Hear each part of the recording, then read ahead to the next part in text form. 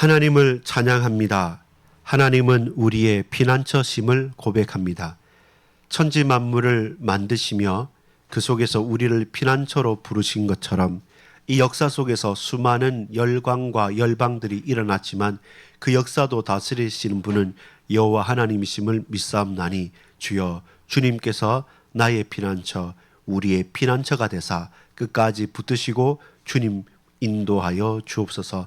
하나님을 믿고 고백하며 신뢰하고 의지하오니 주여 우리 인생 모든 것들이 주로 말미암아 새로워지고 주로 말미암아 참된 기도응답 그리고 참된 성도로서의 참된 예배자로서의 삶을 걸어갈 수 있도록 주님 주장해 주옵소서. 구주 예수 그리스도 이름으로 간절히 기도 올리옵나이다. 아멘.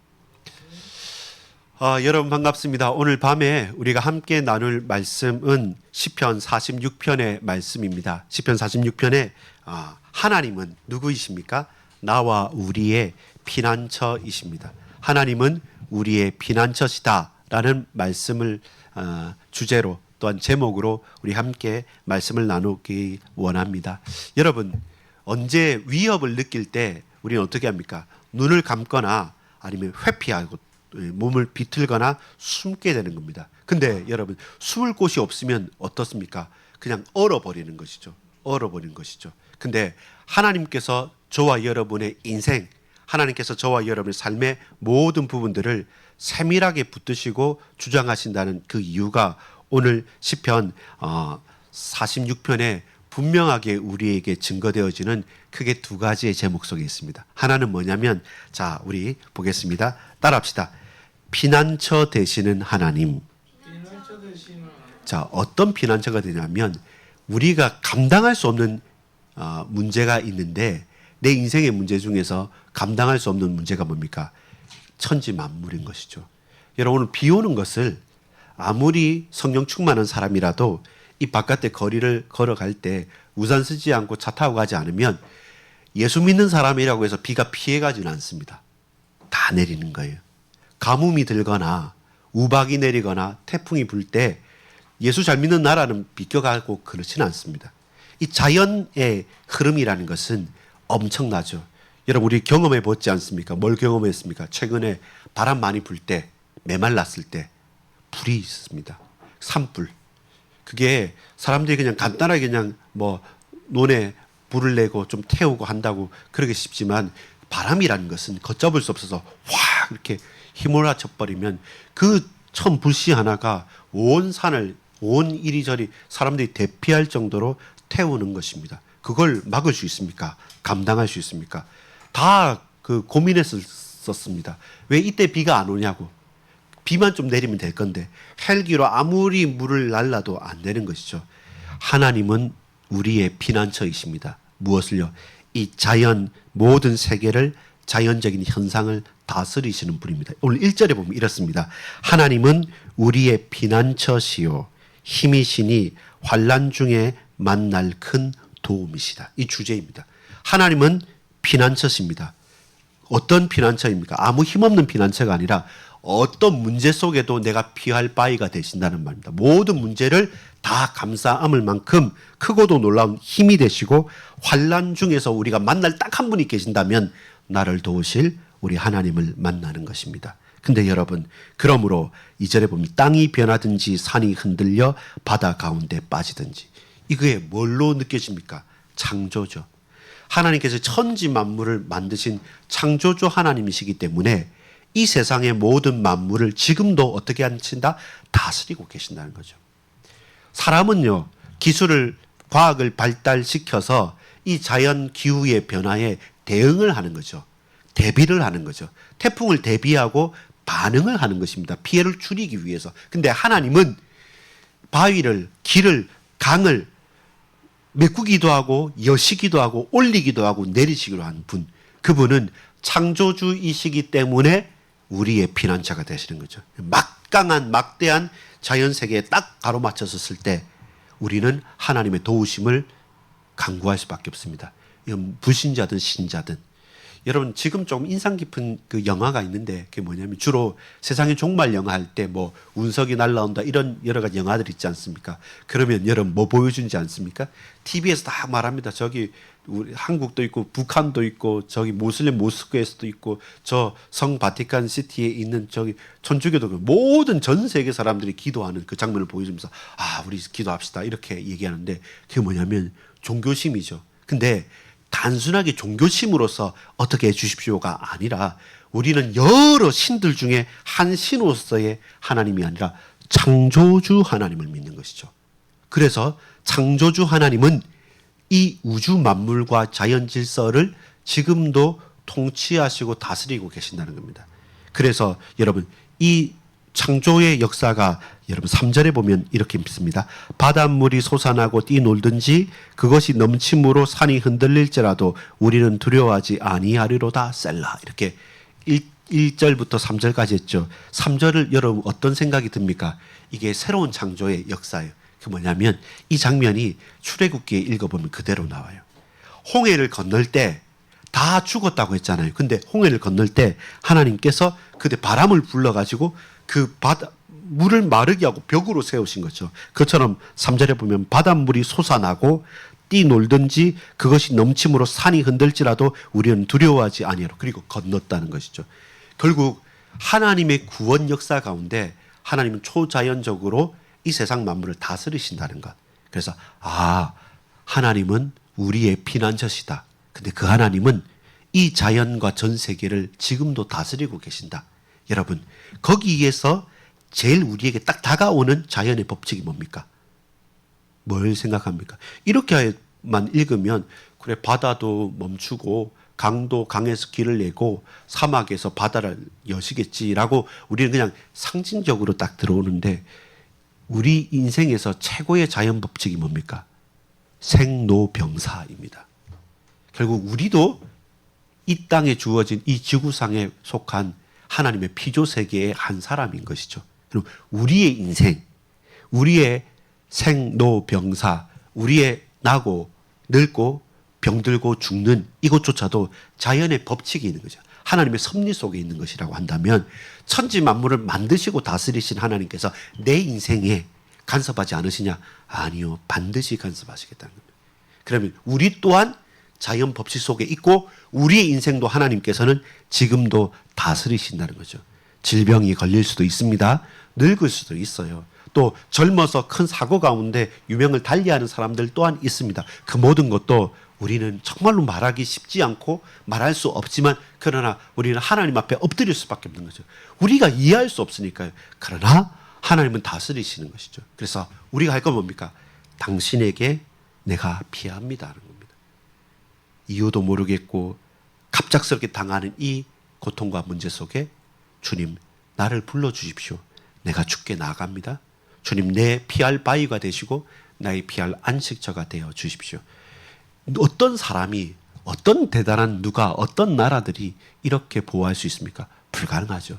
그래서 여호와는 우리 하나님은 우리의 피난처가 되십니다. 두 번째입니다. 자, 4절부터 6절까지 7절까지 보면 어떤 이야기가 나오면 이제는 이제 자연 세계뿐만 아니라 어떤 나라가 나오죠.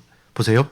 4절 한 시내가 있어 나뉘어 흘러 하나님의 성 곧 지존하신 이의 성소를 기쁘게 하도다. 하나님이 그 성 중에 계심에 성이 흔들리지 아니할 것이라. 새벽에 하나님이 도우시리로다. 이제는 이렇게 자연 세계에서 더 구체적으로 임하였습니다. 하나님의 성소 예루살렘, 하나님의 임재하심과 하나님의 나라가 그 구약 때 거기에 있단 말입니다. 그래 그 땅 위에 드러났다는 거죠. 강이라는 것은요 거의 물, 바다, 강 이것은 전부 다 창세기 1장 2절부터 시작해서 혼란스러운 겁니다. 근데 땅이 드러났다는 것은 그때서부터 안정적인 게죠. 질서가 잡히는 것이죠.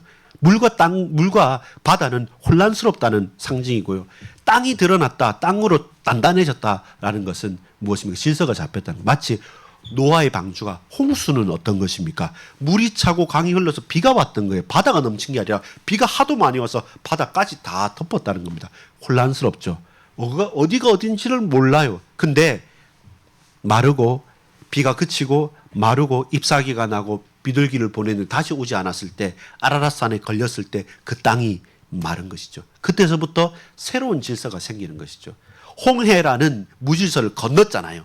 재창조, 새로운 창조로. 건너고 나서 이제는 어디로 갑니까? 그 약속의 땅으로 가는 것이죠. 땅이라는 것은 하나님의 안위하심과 보호하심과 그의 임재가 있는 것입니다. 근데 우리는 반드시 혼돈을 건너야 될 사람입니다. 그 혼돈을 건너면서 우리는 경험하죠. 무엇을 경험합니까? 하나님은 세상 만물을 다스리시고 우리 인생을 주장하시고 노예에서 자유자로 저 나라의 가나안 땅의 주인으로 나를 부르셨고 저 애굽의 종되었던 곳에서 우리를 인도하여 낸 여호와 하나님이시구나. 완전한 혼돈 가운데서 참된 질서와 참된 안식으로 우리를 피할 바위를 우리에게 피할 길을 여시는 우리의 도피성이시구나. 이것이 두 번째 고백되는 거죠. 무엇입니까? 역사 속에서도 하나님은 우리의 피난처가 되신다. 하나님은 피난처이십니다. 모든 세상의 법칙 속에.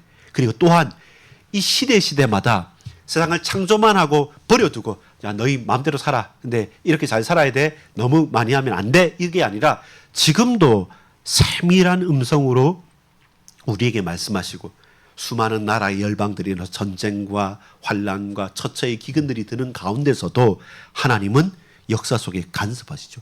우리 교회를 간섭하십니다. 여러분 인생을 간섭하시고 우리 나라와 민족을 붙들어 주시는 것입니다. 그때 저와 여러분 반응하는 것이에요. 누구를 찍어야 되는 게 아니고 어떤 선거를 잘하자는 게 아니라 우리가 분명히 깨어 있어야 될 것은 뭐냐면 세상의 위정자가 서고 망하고 흥망성쇠하는 모든 나라를 중에서 하나님은 그 나라와 열방과 그 세계에 매이는 분이 아니시다. 하나님은 그 모든 역사 속에 주인으로 붙으시고 다스리시고 통치하신다는 겁니다. 자, 그렇다면 다시 한번 여러분 자연 세계의 법칙 중에 가장 구체적인 법칙이 뭐라겠어요? 우리의 생사화복이었죠. 예? 그러면 여러분 역사 속에 간섭하신 하나님께서 우리 인생사에 간섭 안 하시냔 말이에요. 저와 여러분 직장을 가고 우리가 어떤 선택을 하고 우리가 어떤 중요한 결단의 시기에서 두 마음을 품어서 이럴까 저럴까 갈등하는 그 내 인생의 여러 가지 고비고비마다 하나님은 우리를 버려두시고 모른 척 하시는 분이냐? 아니에요.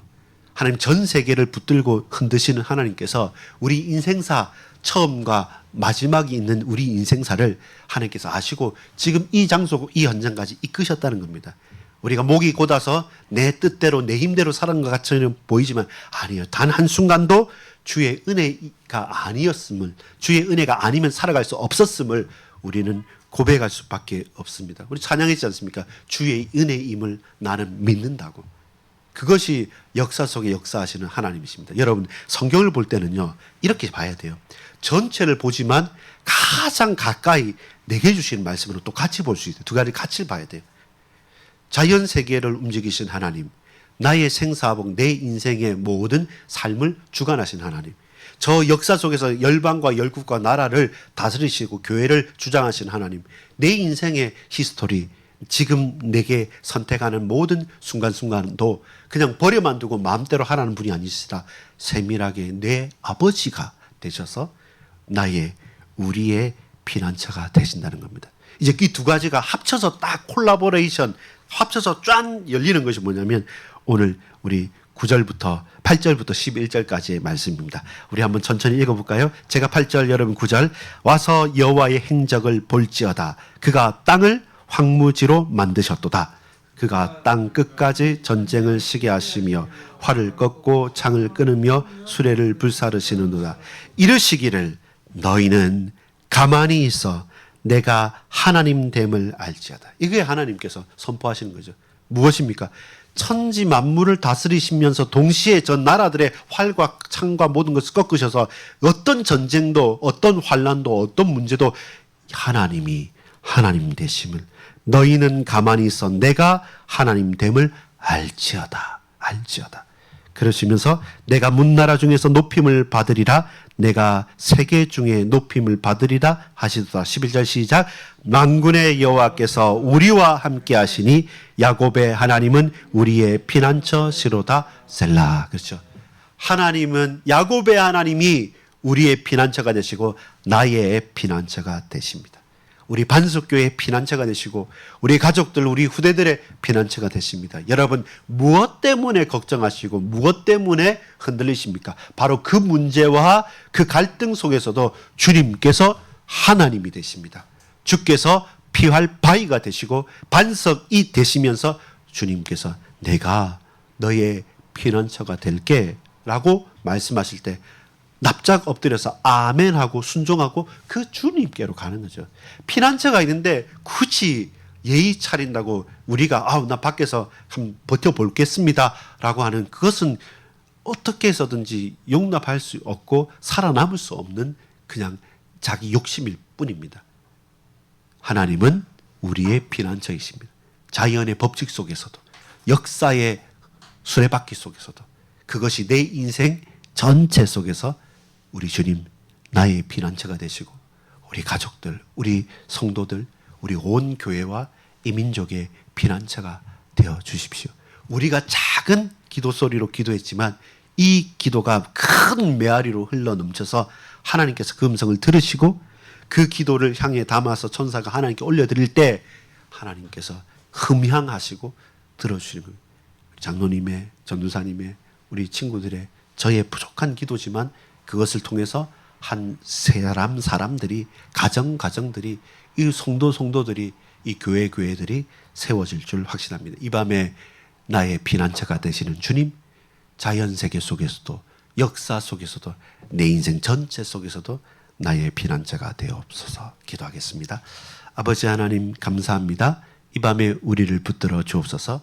모든 세상의 흐름 속에 모든 역사의 흐름 속에서 주님이 왕 되시고 주님 다스리시며 하나님 되심을 너희는 잠잠히 볼지어다 라고 말씀하시는 그 말씀을 잘 듣고 순종하고 청종하고 그 말씀을 준행하며 걸어가는 그리스도의 제자로 나아가게 하옵소서.